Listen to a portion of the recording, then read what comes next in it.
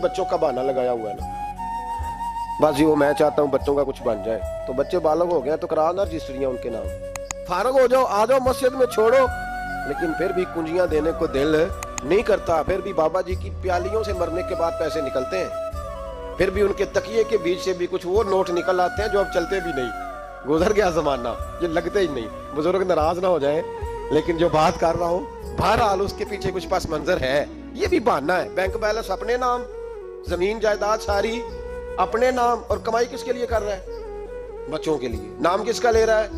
बच्चों का। ये किस तरह का बच्चों? बहाना ना लगाओ, साफ कहो कि अपने लिए कमा रहा हूं। साफ कहो, क्यों बच्चों का नाम लेते हो जब हर चीज की कुंजी तो रखी हुई है बांध के अपने। हजरत उमर बिन अब्दुल अजीज बादशाह थे। आवाज दी, घर में बैठे, बेटी पानी का प्याला तो लाओ। बेटी खामोश हो गई। साथ वाला कमरा बेटी का। फिर आवाज दी, बेटे सुन रही हो? अब्बा जी सुन रही हूं, पानी का प्याला देना। बेटी खामोश हो गई। तीसरी आवाज दी तो जौजा पानी लेके आ गई। देखो हुजूर पानी। हजरत उमर बिन अब्दुल अजीज को गुस्सा आया, कहने लगे बच्चे किस लिए? वो खुद क्यों नहीं आई?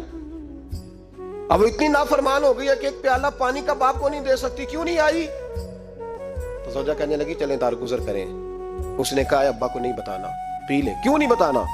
बताओ क्यों नहीं आई? मैंने उसको पुकारा था, तुम्हें पुकारता तो तुम आती, तुम्हें बताना पड़ेगा। जब बात जरा आगे बढ़ी तो माँ थी ना, बात बेटी की थी, तो अम्मा रो पड़ी, आंखों में आंसू आए। कहा क्यों रोई हो?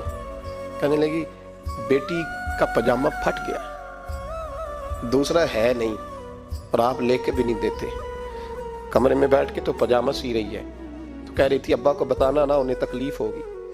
तो वो उसके पास दूसरा होता तो आ जाती, एक ही था, तो इसलिए नहीं आई। हजरत उमर बिन अब्दुल अजीज उठे, सर सजदे में रखा, कहने लगे या अल्लाह तेरा शुक्र है तूने मेरे बच्चों को बकदरे जरूरत रोजी अता फरमाई है। या अल्लाह तेरा शुक्र है। एक रवायत मैंने पढ़ी, कलेजा मुंह को आया। मुस्तफ़ा करीम बैठे थे तो सैयदा आयशा सिद्दीक़ा रदी अल्लाह ताला ने अर्ज की या रसूल अल्लाह सल्लल्लाहु अलैहि वसल्लम, वो देखें सैयदा फातिमा आ गई है, वो देखें बीबी साहिबा बगैर बताए आ गई। हजरत फातिमा तज़हरा आई, हुजूर ने फरमाया फातिमा बगैर इत्तला के। हुजूर छोटा सा काम था, कैसे आई हो? तो बीबी साहिबा ने ना, औरतों का पल्लू होता है ना चादर का, तो पल्लू खोला तो एक रोटी बंधी हुई थी, एक रोटी चादर में। यहाँ लोग जेवर बांधते हैं, दौलत बांधते हैं, एक रोटी हजरत फातिमा ने पल्लू में बांधी, खोल के पेश की। बेटे ये क्या है? अब्बा जी कई दिनों से घर में रोटी नहीं पकी थी, आज अली कुछ जौ लाए थे, पीसे हैं, चंद रोटियां बनी हैं, तो बच्चों ने तो खा लिया, तो मेरे सामने भी एक रोटी आई थी, मैंने लुकमा तोड़ा है तो मुझे ख्याल आया पता नहीं मुस्तफ़ा ने खाया है कि नहीं खाया, पता नहीं हुजूर ने रोटी खाई है कि नहीं, मैं लेके हाजिर हो गई हूँ, मेहरबानी फरमाएं। तो फरमाया बेटे बैठ जा।